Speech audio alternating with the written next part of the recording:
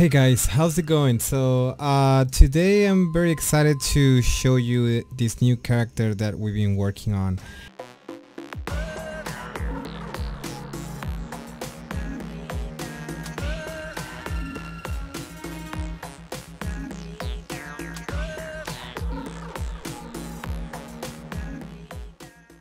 And this character is called the Tzizimime.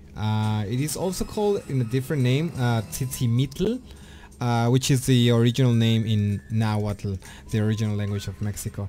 Supposedly, this demon type deity somehow was associated with the stars, and it was also depicted as a kind of a monster that will look for certain type of people during certain times of the year. It was believed that she will at one point will devour all mankind, and she's actually she belongs to a series of other monstrous deities with that come from like a lineage of goddesses, which is led by Papalotl, who was one of the rulers of Temoanchan, which was the this like celestial kind of a paradise where the Tzizimime existed. So I want to show you just some of the details. So here's the thing: we had to make a few decisions over how we wanted our character to be represented. There was like two different ways that we could represent our Tzizimime, and since we already worked on before on a previous character that was associated with the dead, we wanted to do something completely different. So we wanted to kind of preserve these like human-like qualities and keep her as a more of a moral type creature, kind of like La Llorona. And so but anyways, let me show you a little bit more about like some of the details that you can see. So she's wearing a crown of baby's hands, as you can see here with some of the details. This is the crown that she's actually wearing. This crown is actually you can see that on one of the codices where they talk about her. That's one of this is something that kind of represents her, since she was considered to be also one of the goddess of fertility. So that's why he has all these like interesting type of like elements like babies and stuff like that. Let me just show you before we go down like some of the details on the face of the character. Like for example, you can see all these like burn marks and stuff like that, and there's these like kind of cracks on her skin that gives her like this kind of like like rotting skin type stuff. She has like these kind of holes that are coming out of her like skin, stuff like that. Since we didn't really want to make her completely like a skeleton, that's kind of how she's actually perceived before in previous works. So her teeth, we kind of we sculpt them to look like, obviously not like vampire, but more like a monster type thing. And then she's like definitely in this case she's like she's drooling all this blood and whatever. So anyways, let's get into more of the details. So this being, this monstrous being, is actually wearing this kind of a necklace made out of human sacrificial victims, as well as the left hand of a pregnant woman that was that died during childbirth. So that's pretty bizarre that somehow this happened.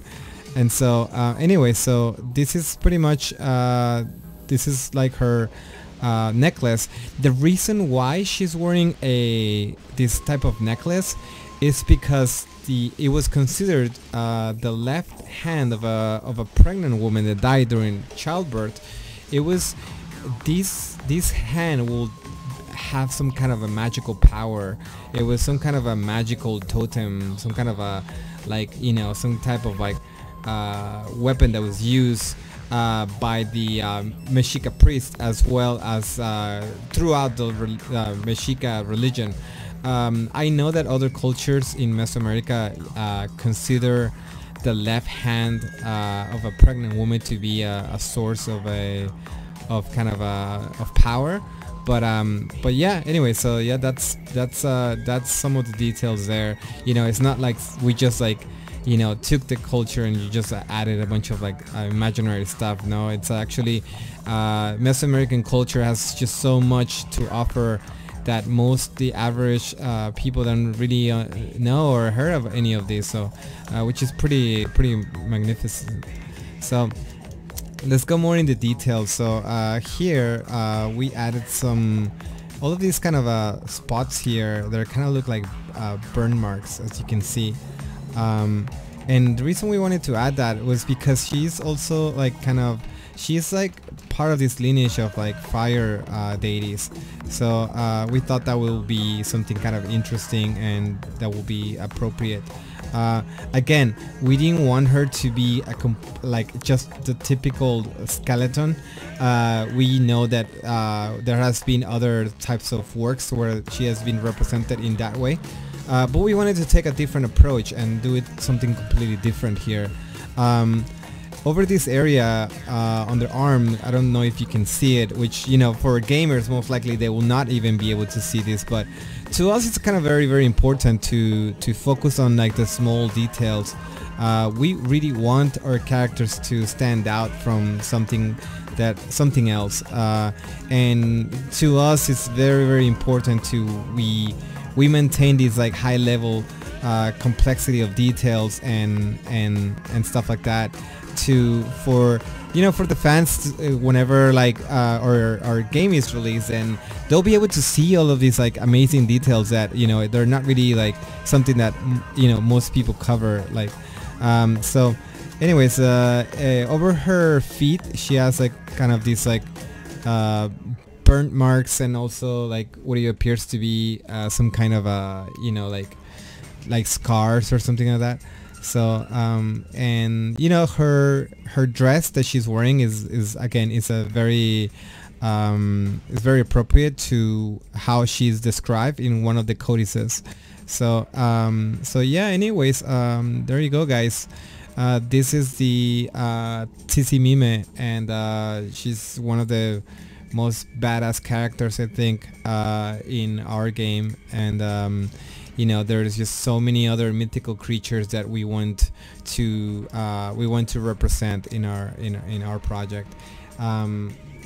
Little bit more about this character. So the Tzizimime, supposedly, according to some of the written material that is out there, she was associated with the stars, especially during solar eclipses. So they believe that whenever there will be like some kind of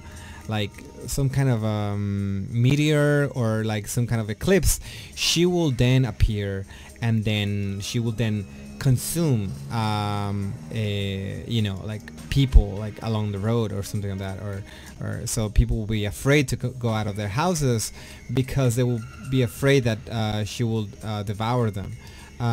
So that was a very interesting thing. It was also believed that if the priest didn't perform this ritual where she needed to it was like a ritual where like they will sacrifice someone, and then once they sacrifice that person, then what they will do is that they will carve a hole into their abdomen, and then they will like light up a fire inside this person's abdomen. And by doing that, this was some kind of offering to this deity, and this ritual needed to be performed every 52 years, which is a sacred cycle of Quetzalcoatl and most pre-Columbian American cultures. So so yeah, this is it, guys. Just wanted to show you guys a little bit of a work in progress. It's not completed. It's still like there's still a lot of details that we need to nail down. Eventually our final release characters will be in the next couple years. So but we want to show you guys just kind of what we're working on, and just to kind of so you guys get to see the quality of the work and the investigations that go into every single character. So we hope that you like this, and we look forward to for our next video. Thank you.